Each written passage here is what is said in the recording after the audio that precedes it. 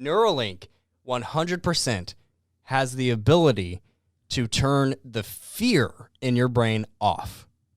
Wow. He goes, Crazy. So he goes, listen, he goes, it can literally, so because your brain is literally just a bunch of electrodes, right? Yeah. It's a bunch, like your thoughts. This is why mental health also is so important. Addiction. Dude, mental issues are so fucking important. Anxiety. And this is just, yes. And this is proving it because your thoughts are I'm measurable. It is an electro current. It's a neuron that fires and is measurable and connects from A to B. Now listen, this is where it gets crazier. The older you get, this is proven by science at this point in our lives, in our where we are right now in society. Over the years, the paths that your thoughts take to connect from A to B. So A says, this happens and it triggers me from feeling like a useless piece of shit, right? Your thoughts, literally just like water, take the path of least resistance. Yeah. Literally, measurably by science. And they carve these grooves over and over. That's why addiction and anxiety and mental health issues over time get harder and harder and harder to change, because your brain, as you get older, starts to solidify that these A to B paths that the neurons take to create these thoughts. But don't they say that we only use a certain percentage of our brain? Yeah, so it's estimated we only use about 10% of our brain. So that's such a small percentage, dude. How scary. To Eli's point of your brain taking the same pathway, and once you do it, like the description I've heard is like you're walking through a grass yard.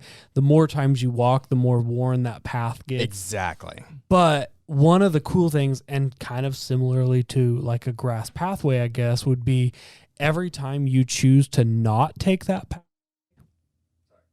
Every time you choose to not take that pathway, your brain instantly starts eating away at that old pathway. Yeah. And so you can, that's why they say like it takes like 20 days or whatever to form a habit. Like if you are consistently changing your mindset about a certain thing, and let's take it back to investing.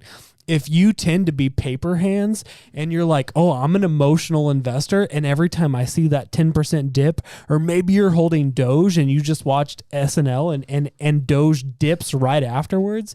And so right now, Doge is 10.48% down in the past 24 hours. If you are paper hands, you're like, oh shit, I missed my opportunity. Yeah. I missed that. And you're like, I got to get out of here. I'm diamond hand. Every time you choose to, instead of, almost gambling with your investment, but you change your pathway to, I'm actually an investor. I'm not just gambling on this coin or whatever, stock or whatever it is. In my case, roulette table. There's like, speaking of what we're doing after the show, baby. I gotta go to Dallas in the morning, guys. Every time that you got plenty of time, bro. Every time that you make that conscious decision to say, this is the way I normally handle it. Normally I freak out and I buy at the top and then I sell at the dip. Then every time you choose to change that mindset and say, okay, this time I'm going to wait, I'm going to do my analysis, I'm going to figure out what's going to happen, I'm going to invest at a specific point, I'm going to have a plan of when I'm going to get in or out of a trade, and you do that, you start to build a different pathway. You start to walk a different way through the yard and wearing that path down. And ultimately, you can change habits. You can change habits in investing. You can change habits in health. You can change habits in addiction. But it does take time, and it's not easy because your brain wants to go the way of least resistance. You want to go that way.